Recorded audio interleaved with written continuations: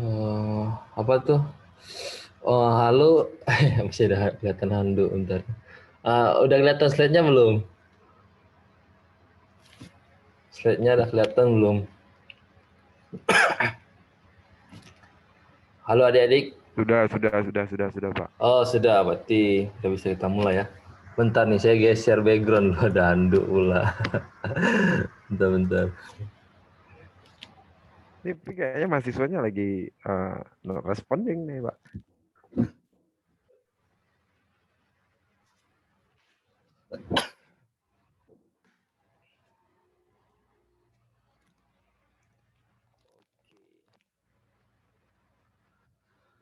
Oke ya, kita mulai aja biar apa namanya? Biar maksimal waktu untuk diskusi atau apa. Yuk, Assalamualaikum warahmatullahi wabarakatuh. Waalaikumsalam warahmatullahi wabarakatuh. Ya, hari ini kita masuk lagi kuliah MK Mitigasi Bencana Pesisir dan Lautan, pertemuan yang ke-14. Nah, pertemuan ke-14 hari ini membahas tentang mengantisipasi gelombang pasang, yaitu ada dua bagian ya. Pertama kita membahas tentang antisipasi gelombang pasang laut, kemudian dinamika laut, sama ini antisipasi secara keseluruhan. Karena ini yang saya ambil dari RPS-nya kayak gini, kita coba bahas ya. Slideshow, next. Nah, di sini kan yang di bagian di RPS pembelajaran mitigasi itu dia ada 5 subbab saya lihat. Ada reklamasi pantai, ada kemudian memasang early warning system, menentukan jalur evakuasi, melakukan penelitian geologi, melakukan penelitian tentang jenis tanah. Nah, di sini kan di antara 5 bagian ini reklamasi pantai kan belum pernah kita bahas, jadi akan dibahas di situ. Kemudian juga ada yang early warning system itu maksudnya apa ya, semacam pemberitahuan awal terhadap bencana, itu juga bakal kita bahas karena itu belum ya. Kalau yang menentukan jalur evakuasi ini kan sebenarnya belum kita bahas juga, cuman di pertemuan-pertemuannya sering saya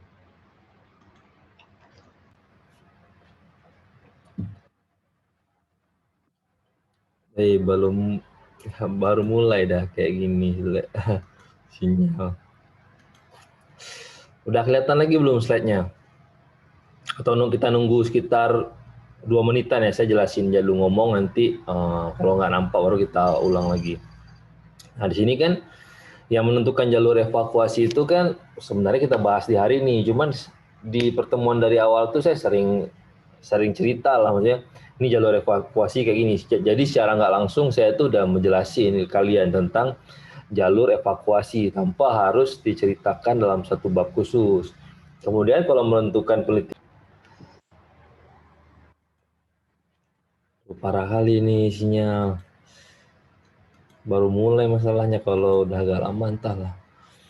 Nah, jadi kan kalau melakukan penelitian geologi sama melakukan penelitian tentang jenis tanah itu saya jelasin juga biarpun tanpa slide. Ini kayak tanpa slide aja karena saya cari bahannya agak susah kan. Jadi saya jelasin pengertian dasarnya aja. Yuk kita apa namanya? Kita mulai yang pertama ya. Yang pertama tuh reklamasi pantai. Udah kelihatan belum slide-nya nih? 2 kali punya saya hilang sinyal ya. Udah kelihatan? Mungkin Pak kalian loading ya atau apa. Udah kelihatan slide-nya belum nih? Karena kebetulan kali ini ada gambarnya. Biasanya saya nggak pakai gambar kan. Nah, kali ini ada Udah gambarnya. kelihatan, Pak. Oh, udah, nah, berarti mudah lah kita jelasin ya. Nah, dalam beberapa tahun terakhir, isu reklamasi menjadi perdebatan serius. Maksudnya tuh hal yang selalu dibahas lah reklamasi ini. Apakah reklamasi ini perlu ataupun reklamasi nggak perlu. Jadi kan sebenarnya bukan reklamasi aja sih. Hampir semua apapun yang direncanain itu pasti ada yang setuju, pasti ada juga yang nggak setuju. Ya apapun itu sih biasanya. Biarpun itu kebaikan ya, pasti ada juga nggak setuju. Apalagi yang reklamasi ini dia kan isu sensitif. Jadi kan ya ada yang mau direklamasi, ada yang enggak. Jadi perdebatan terus. Terutama di 2 wilayah strategis reklamasi, yaitu Teluk Jakarta sama Teluk Benoa. Nah, jadi yang reklamasi ini mungkin biayanya mahal ya, makanya dia cuma di tempat-tempat yang strategis kayak Teluk Jakarta. Teluk Jakarta mungkin untuk ya kalau bukan wisata, ya di atasnya ya, Kalau bukan wisata ya jalur ekspor impor gitu juga di Bali. Cuman kan sudut sisinya itu berlawanan ya. Misalkan kalau Jakarta dia targetnya ke atas dia, misalkan ke Jepang, ke Thailand, atau mana. Kalau yang Bali ini mungkin targetnya ke itu, ke Australia mungkin ya, ke bawah tuh, ya ke Australia atau kemana. Kalau yang Jakarta ke atas. Jadi Indonesia tuh punya dua sisi muka yang lebih bagus lah. Sisi depannya ada Teluk Jakarta direklamasi, jadi pesisirnya bagus. Itu juga di sisi belakangnya. Cuman yang enggak itu cuman di sisi kiri kanannya, misalkan kayak di Aceh ya, belum reklamasi, mungkin itu area kedepannya nggak tahu kemana dia. Kalau Papua juga areanya nggak tahu kemana. Tapi kalau yang di Jakarta sama Bali itu jelas dia area tujuan kalau dibuat reklamasinya. Mungkin kalau buat pengembangannya mudah untuk wisatawan datang, mudah juga kita ekspor impor. Jadi kayak semacam di-upgrade lah. Ya pelabuhan atau wilayah sekitar itu di-upgrade menjadi lebih bagus. Jadi keluar pengertian. Nah, ini kalau penjelasan ya penjelasan biasa. Cuman kalau pengertian ini biasanya yang keluarnya kalau di ujian ya pengertian. Reklamasi adalah suatu upaya pemanfaatan kawasan atau lahan yang relatif tidak berguna atau masih kosong dan berair menjadi lahan yang dikeringkan dan berguna bagi banyak orang. Nah, maksudnya itu pemanfaatan kawasan. Jadi kawasan itu dimanfaatkan. Cuman di sini ceritakan yang dimanfaatkan itu kawasan kosong yang nggak berguna. Tapi kan kawasan kosong yang nggak berguna itu ya udah lama. Kalau sekarang kayaknya nggak ada sih kawasan kosong yang nggak berguna. Rata-rata emang berguna semua, ada yang manfaatin. Nah, jadi disitulah multi reklamasi.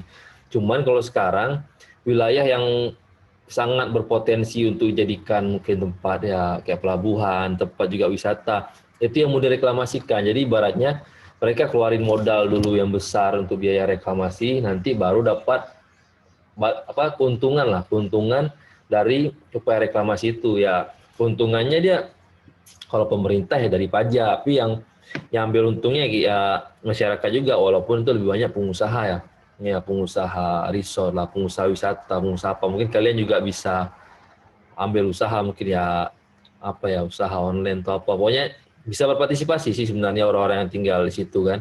Nah jadi ada untungnya, cuman dari sisi ekologis mungkin ada kajiannya itu merugikan. Jadi kesimpulannya, reklamasi mengubah wilayah perairan pantai menjadi daratan dengan cara mengubah permukaan tanah yang rendah menjadi lebih tinggi. Maksudnya itu, nah wilayah pantai atau daratan diubah menjadi awalnya itu dataran rendah berair menjadi yang agak tinggi biar sejajar dengan wilayah yang aslinya.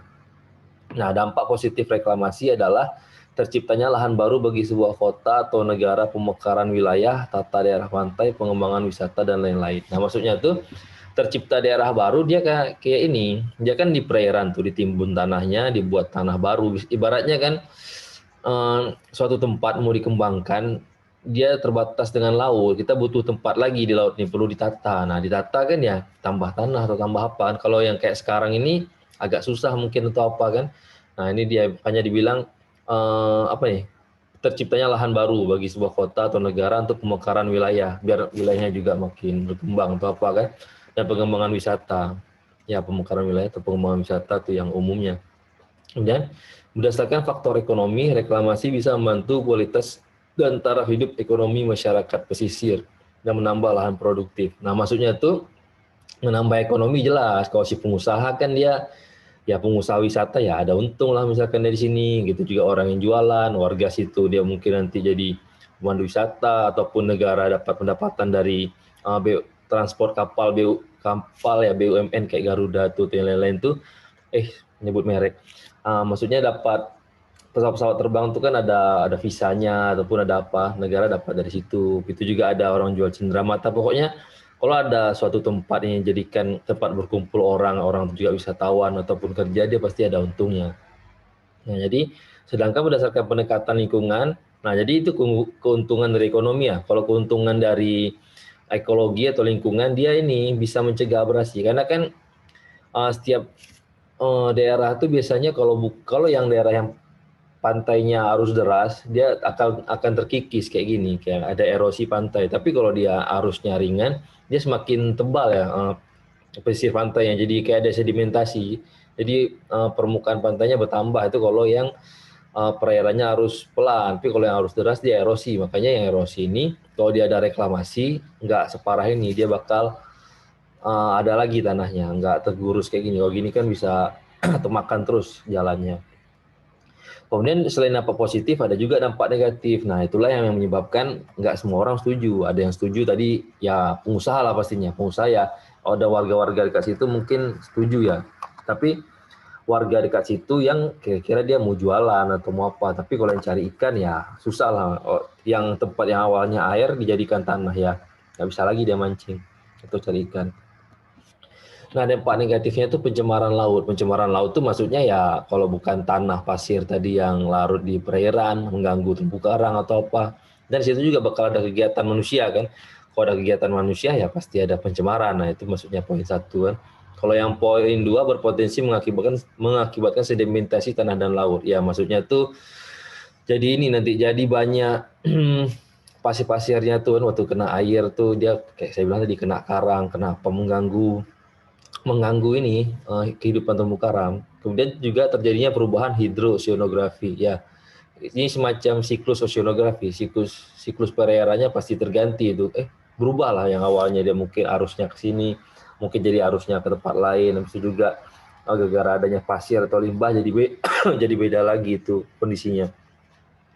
Kerusakan habitat ekosistem laut ya karena biasanya nih yang ditimbun itu dia bukan di tengah laut, yang ditimbun itu dari pinggir pantai karena kan sudah ada fondasi pantainya ya, tinggal tambah-tambah aja tanahnya di lahan mereng itu juga ditambahnya biasanya bukan di tempat yang tercuram, jadi tempatnya agak landai lah itu enak ditambal, tapi kalau tempat curam agak capek dikit lah timbun tanahnya. Nah di situ kan banyak terumbu, banyak ikan karang atau panas itu dia terganggu. Kemudian potensi pencemaran udara. Pencemaran udara di situ kan waktu reklamasi. Ini mungkin kalau sebelum reklamasinya mungkin waktu proses penimbunan tanahnya pakai banyak kapal laut atau apa kan. Itulah pencemaran udaranya ataupun pada saat ini udah terjadi nanti ada bikin banyak kegiatan, banyak juga pembuangan limbahnya ke udara. Semacam pembakaran lah ya. Akses masyarakat ke pantai menjadi terbatas. Nah, maksudnya tuh orang-orang ini jadi susah pergi ke pantai yang biasa. Cuman pantainya bukan pantai biasa lagi sekarang, udah jadi kayak tempat yang dikelola, udah bagus lah, bukan pantai yang bebas pergi itu. Jadi mungkin ada tiket masuk, ada apa kan. Nah masyarakat nggak suka kayak gitu, dibatasi pergi ke pantainya atau apa. Cuman kan kalau emang itu jadi lebih bagus ya nggak apa-apa, tapi sebagian orang juga nggak mau kan. Ada juga peningkatan keruhnya air bersih maupun air laut. Ya kalau ini kan reklamasi kan dari pasir ya, timbunan pasir ya wajar lah keruh. Nah itulah dampak-dampak negatif dari reklamasi.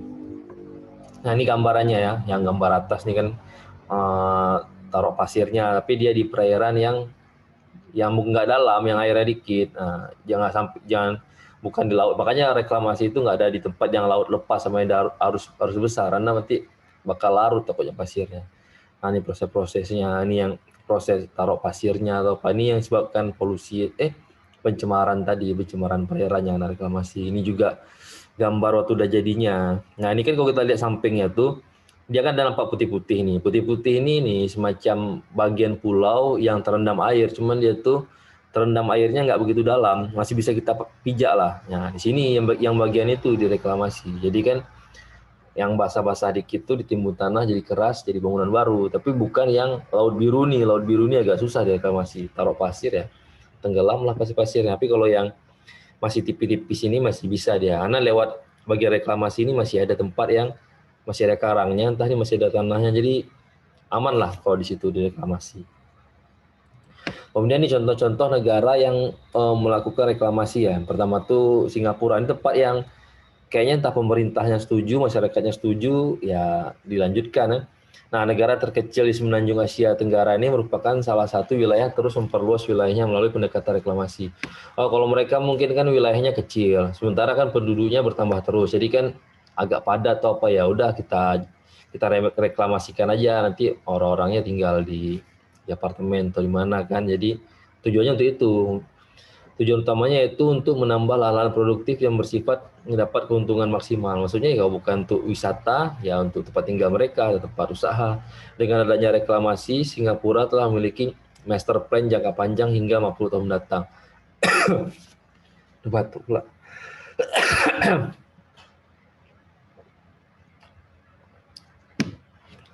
Nah, maksudnya tuh si ini kan daerah apa ya? Daerah di Singapura ini kan kecil awalnya, yang putih-putih nih, yang merah-merah nih. Jadi yang rencana reklamasi macam tambah daratan atau tambah tanah atau pasir ya. Yang awalnya dianggap daerah-daerah ini tuh bisa dan cocok untuk direklamasikan dengan harapan memberikan keuntungan baik si ekonomi ataupun keuntungan lainnya. Jadi situ berpotensi apalah, berpotensi untuk dikembangkan atau potensi untuk dijadikan bisnis atau apa. Nah, mereka udah punya rencana sampai 50 tahun yang akan datang seperti apa tanahnya yang akan direklamasikan. Nah, kemudian Belanda. Belanda merupakan salah satu negara yang berada di bawah permukaan laut. Nah, maksudnya tuh daerah ini yang apa dia hampir sejajar lah dengan permukaan laut ataupun dia lebih rendah dengan permukaan laut, tapi mereka penanganannya bagus ya. Mungkin ya di sini ceritakan nanti mereka tuh punya irigasi yang canggih sama drainasi yang bagus. Irigasi itu tepat mengairkan airnya ya, itu bagus. Kalau nggak tersumbat ataupun lancar, dia begitu ada air terbuang lagi ke laut sebelah sana. Itu juga yang drainase airnya juga terkontrol, yang jadi nggak ada sempat tersumbat lah, jadi bagus ya. Tersumbat itu ya karena buang sampah kan. Kayak ini dibilang Bandara Schiphol berada 4,5 meter di bawah permukaan laut. Nah, ini kan yang Bandara Schiphol tadi, ini yang bagian perairannya. Mereka bisa mengolah, maksudnya ini mungkin direklamasi ya, dan diolah tuh supaya air yang ada ini nggak menenggelamkan si bandara tadi. Ada caranya lah ibaratnya. Nah, itu yang perlu contoh. Kemudian ada juga daerah di sini ya, contoh lahan pertanian di Belanda itu berdekatan dia dengan laut. Misalkan kalau dalam gelombang besar pun bakal terkena ini imbasnya di si apa nih, si lahan pertanian nih. Cuman mereka udah ada caranya, udah apa tuh, biar nggak sembarang, biar nggak air laut ini nggak kesini. Mungkin ya kayak saya bilang tadi, ada drainase, ada irigasi, dan juga ada pemanfaatan kincir untuk tenaga atau apa. Jadi mereka tuh mengubah yang awalnya rawan bencana menjadi potensi bagi mereka. Jadi yang maksudnya nggak berpasrah pada keadaan gitu. Misalkan kalau ada masalah ya kita kita upayakan, kita lakukan penelitian supaya memberikan manfaat. Bukan bencana itu cuma ya kabur aja atau mengeluh aja atau apa. Jadi mereka mengolah supaya jadi lebih bagus. Kemudian ada Dubai dan Palm Island ya, ini di Uni Emirat Arab ya. Uni Emirat Arab, nggak tahu siapa, tapi Uni Emirat Arab tuh bukan Uni Emirat Arab apa ya? Semacam kalau Qatar negara lain sih, kalau Uni Emirat Arab mungkin negara lain juga atau negara persekutuan ya. Nah, Palm Island di Jumeirah berasal dari reklamasi pantai. Pulau tersebut diciptakan dengan tujuan meningkatkan jumlah kunjungan pariwisata di Semenanjung Arab. Nah, tujuannya tuh mereka tuh bikin tempat wisata. Jadi kan ya, aku kan biasanya daerah gitu daerah panas ya, daerah gurun, daerah apa. Jadi kan wisatanya kan nggak mungkin wisata gurun atau apa, ataupun pantainya ya pantai di pinggir padang pasir itu. Jadi agak kurang atau apa. Nah, mereka bangun itu tempat wisata tuh biar wisatawan banyak situ ya. Nanti banyak pemasukan juga ya. Pemasukan ya dari biaya resort, dari transport kapalnya, langsung jual juga makanan atau apa kan. Nah, di situ dibilang dengan adanya Palm Island, luas wilayah Uni Emirat Arab bertambah 250 km di pantai kota Dubai. Maksudnya itu dengan adanya bikin tempat kayak gini, bertambahlah luasan wilayah mereka. Jadi agak banyak, selain nambah faktor ekonomi, nambah juga ini luasan daerahnya. Tidak hanya Palm Island saja, perluasan wilayah Uni Emirat Arab akan sepenuhnya menerapkan reklamasi baik Dubai maupun Abu Dhabi. Maksudnya tuh daerahnya ini dia bukan di pantai ini dia mau reklamasi. Selain di pantai ini, di tempat lain juga bakal dia terapkan lah. Jadi biar banyak lah daerah mereka, nggak hanya pada pasir aja. Nah, sini kan dibangun rumah-rumah ya lumayan lah. Kalau palm itu kan sawit artinya ya. Berarti pulau sawit di Dubai. Aduh, petah terus nih. Ini sinyal, ntar ya. Ini biar sambil nunggu kalian muncul slide-nya ya, saya lanjut jelasin dulu.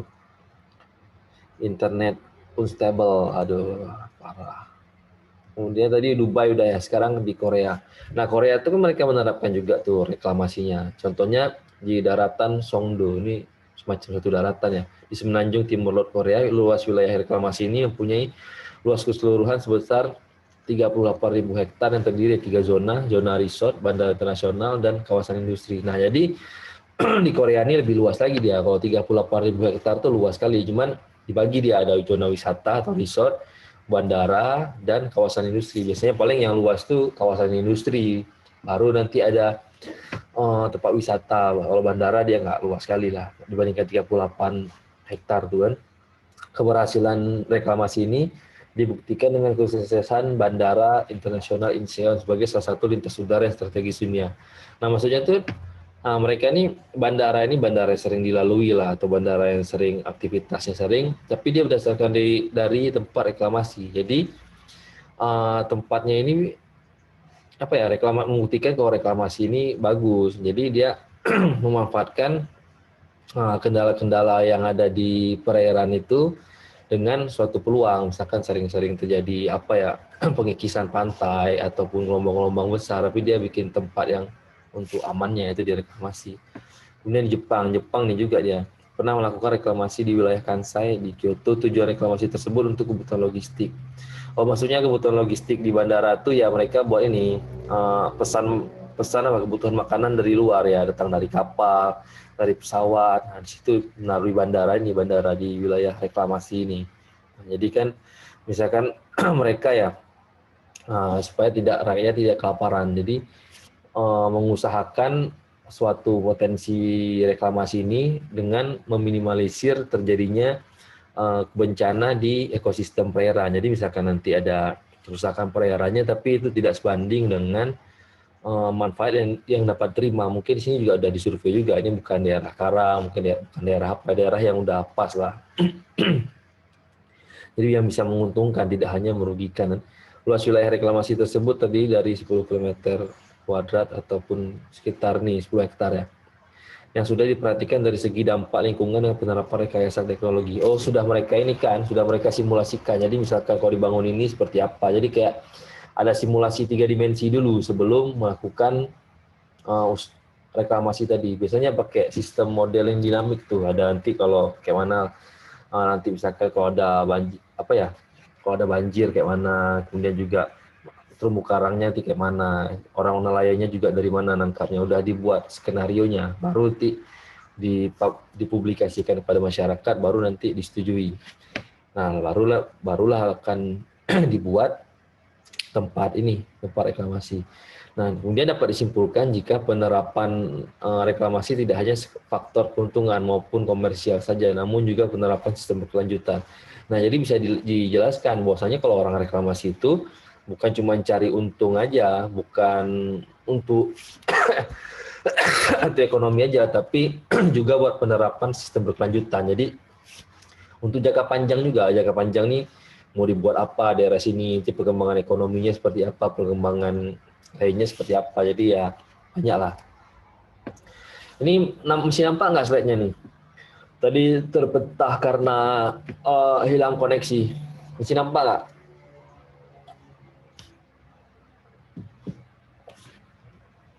Jadi takutnya slide-nya nggak nampak. Nampak nggak? Nampak slide? Bapak, suara Bapak putus-putus. Waduh, putus-putus. Berarti saya dekatin apa mic-nya. Sinyal berarti kalau putus-putus.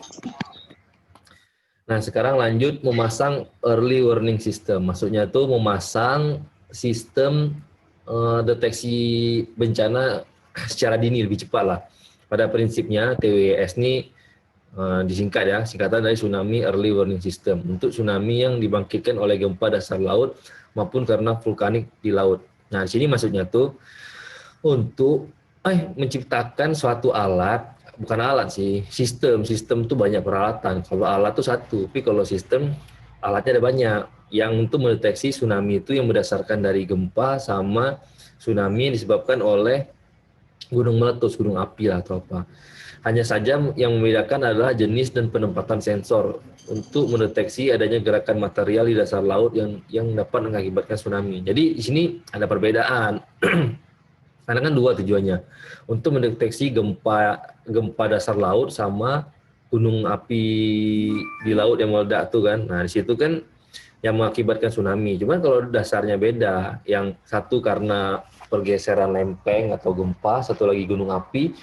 Makanya dibilang sini peralatan sama tempat taruhnya itu berbeda. Kalau yang gempa mungkin taruhnya di sekitaran sudut gempa atau sekitaran lempeng yang mungkin bergeser ya, yang pertemuan dua lempeng. Tapi kalau yang gunung api nggak bisa taruh di gunung apinya, cuman taruh di dekat seringnya berapa kilo lah dari gunung api itu tempat sering terjadinya longsor. Karena dibilang kalau gempa yang karena pergeseran lempeng itu emang lempengnya yang bergeser mengakibatkan tsunami. Tapi kalau dia itu gunung api, bukan gunung apinya yang bikin tsunami, bukan ledakan gunung api, tapi reruntuhan atau longsoran yang di sekitaran gunung api itu yang mengakibatkan perubahan tekanan air. Karena dia waktu jatuh ke laut kan besar tekanan batunya, itu mengakibatkan kayak apakah itu tsunami atau enggak. Itulah fungsi alat ini yang early warning system ini dipasang, nanti dia bakal ketahuan duluan.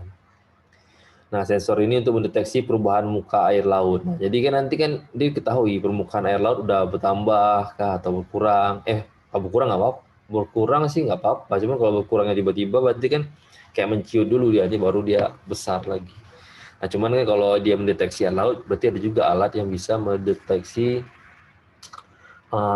gerakan lempeng tadi atau ledakan gunung api. Jadi kita bisa ketahuan duluan. Ini juga udah saya jelasin tadi. Bahwasanya gunung api itu bukan ledakan gunung apinya, tapi longsoran tanahnya yang bikin gempa bumi, bikin peluang tsunami, antara tsunami atau enggak. Kalau longsornya dikit ya enggak tsunami, tapi kalau longsornya banyak bisa jadi tsunami ataupun dekat lah jaraknya dengan perairannya. Karena itu sensor-sensor perlu ditempatkan di sekitar tempat berapi pada jarak yang tidak terlalu jauh mendeteksi pergerakan air secara tiba-tiba. Oh iya, makanya ya. Nah, jadi kan dibilang sensor tuh taruhnya jangan terlalu jauh, masih agak dekat. Cuman jauhnya kita sama jauhnya orang taruh sensor tuh ya jangan disamain. Makanya kita kalau akademisi itu, kita akademisi sih namanya, jangan ngomong yang nggak terukur. Dibilang jauh semana? Oh, sekitar 10 km. Nah, jelas dia. Kalau 10 km mungkin agak jauh ya, mungkin 5 kilo gitu. Bisa ibaratnya kita tuh ngomong kalau untuk akademisi nggak boleh pakai istilah-istilah, oh ini berat. Jangan berat tuh ya, oh ini berat sekitar 10 kilo, oh ini jauh sekitar 100 meter. Jadi ada penjelasan, oh ini airnya tercemar, kemungkinan banyak ada tercemar karena merkuri atau apa. Jadi ya harus ada jelasnya lah, karena nanti kalau kita salah ngomong bisa salah tafsir kan. Nah, gitulah ibaratnya. Waktu saya bilang alat ini taruh agak dekat, tapi nggak dekat-dekat kali juga. Karena kan itu gunung api atau apa. Nanti ketimpa pula alatnya sama alat longsor tuh. Jadi diestimasi kalau alat nanti batu gunung berapinya itu longsor, nggak kena alat itu.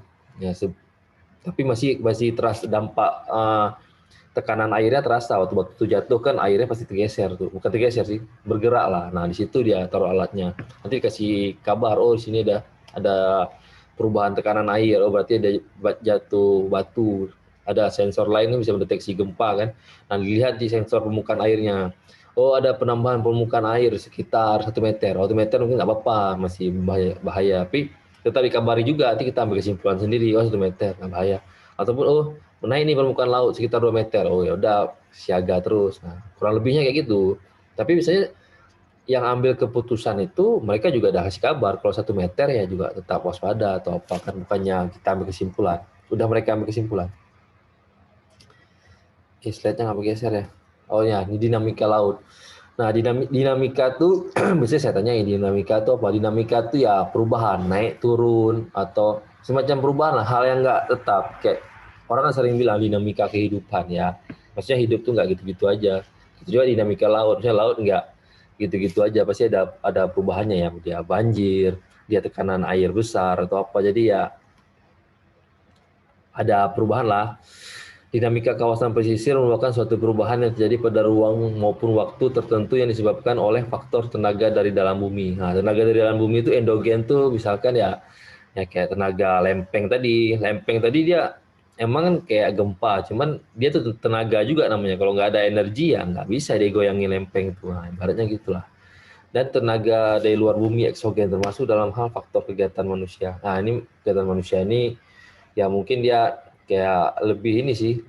Kalau manusia tuh nggak jarang sih dampaknya langsung ke laut ya. Dampak langsung ke laut tuh kayak buang limbah. Cuma dampak yang nggak langsung tuh biasanya ini dia kayak penggunaan bahan bakar, penggunaan asap apa ya, kendaraan bermotor, AC, kulkas itu kan yang dapat menipiskan lapisan ozon nanti matahari nggak ditangkal lagi lebih banyak zat-zat yang masuk nanti karena suhu panas, suhu perairannya dingin. Nah di situ perbedaan suhu mengakibatkan terjadinya badai atau panas.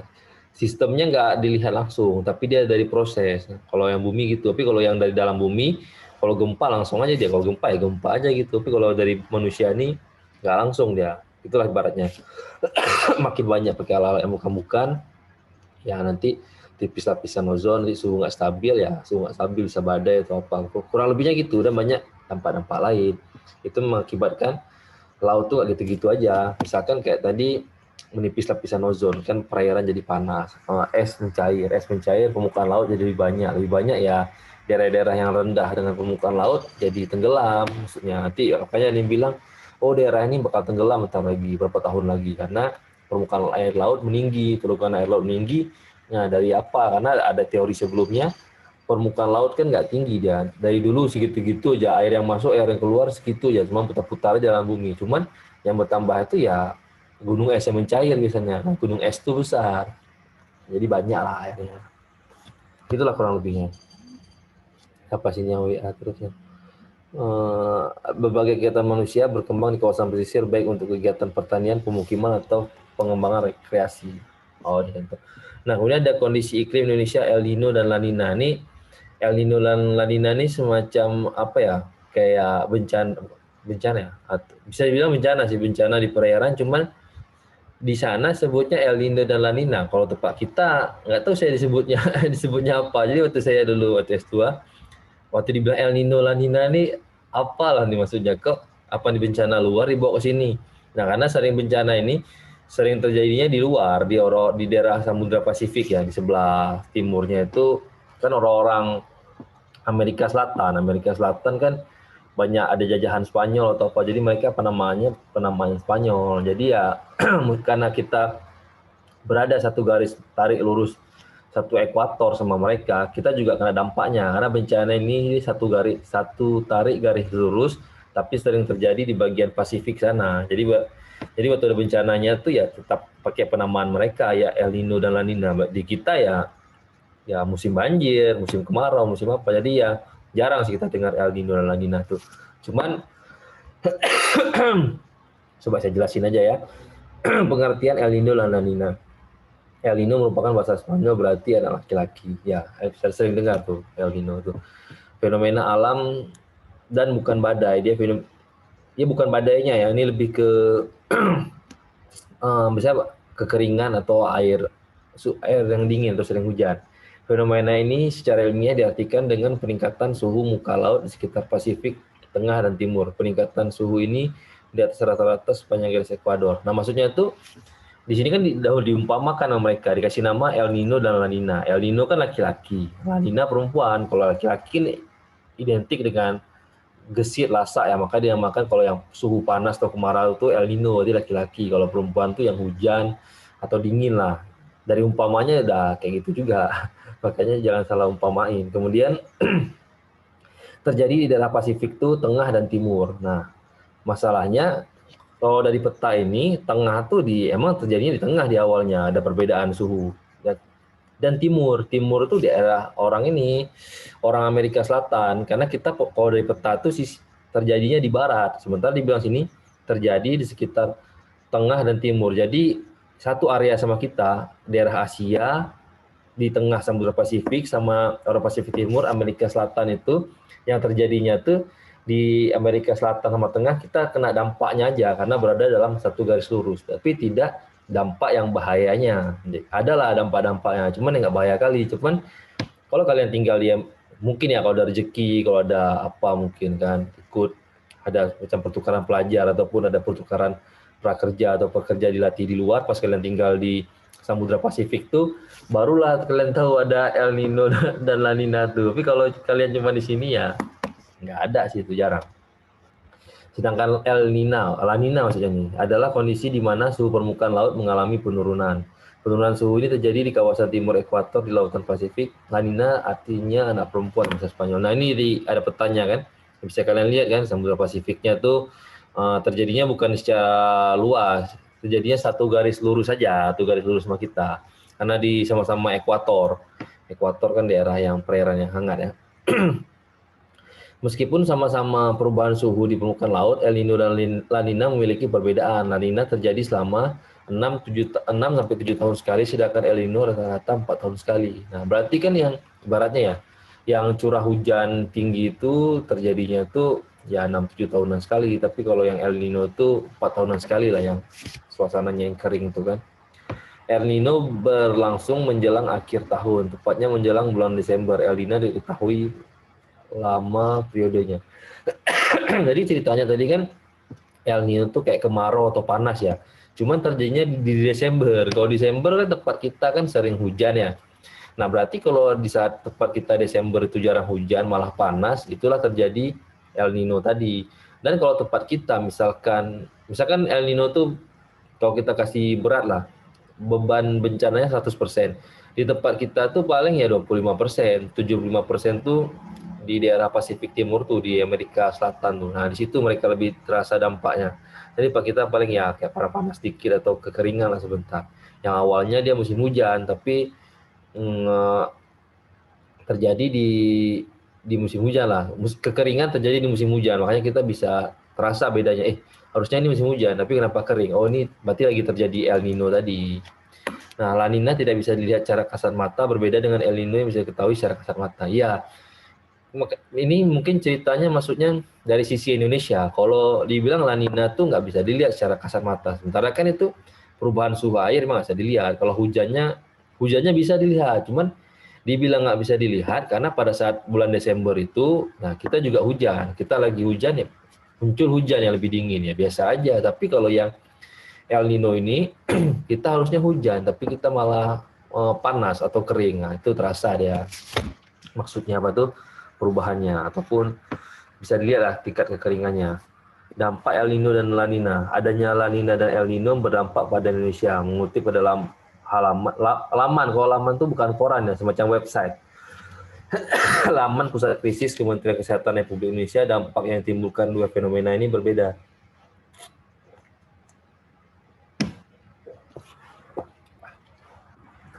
Dampak dari La Nina adalah meningkatnya curah hujan di wilayah Indonesia. Hal ini berpengaruh pada musim kemarau yang menjadi lebih basah.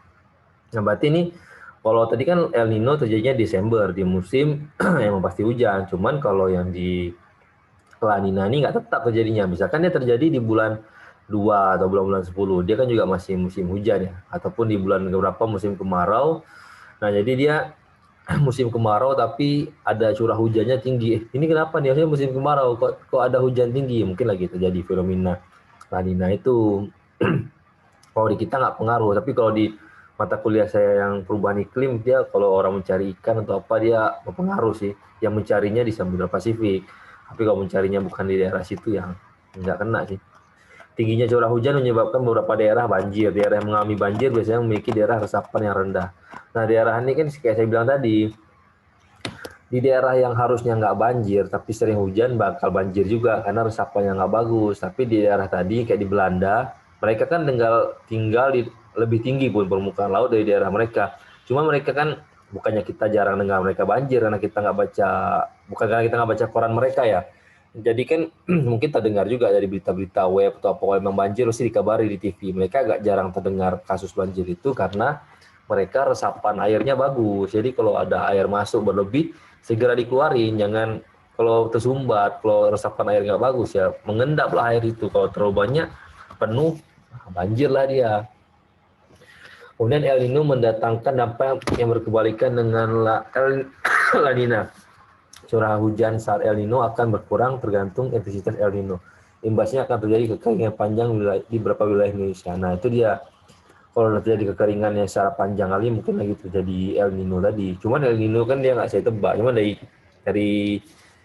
dari gambarannya bisa diketahui sih ini lagi El Nino atau apa. Tapi tidak ada kabar juga dari BMKG atau apa. Karena mereka tahu ciri-ciri atau kendalanya.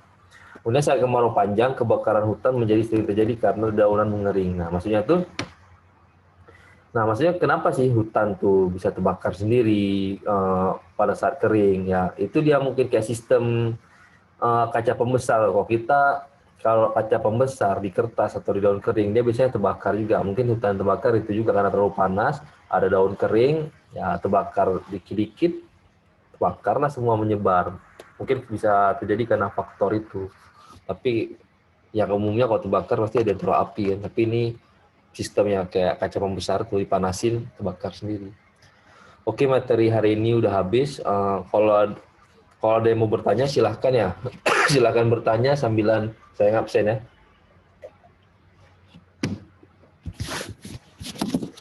Absen bentar.